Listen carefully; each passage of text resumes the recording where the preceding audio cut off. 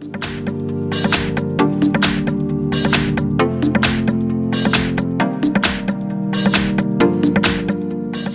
I have PANASONIC Eluga A4 and let me show you how to check IMEI number and how to find the serial number on the following device. At the very beginning, let's start by using the home screen. Here we need to open the phone's dialer.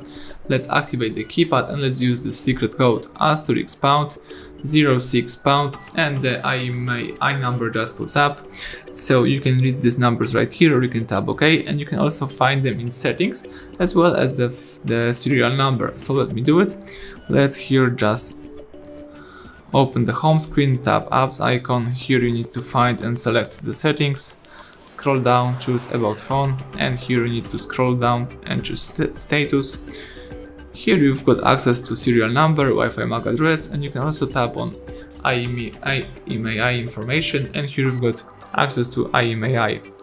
So everything went well, thank you for watching, please subscribe our channel, leave thumbs up under the video.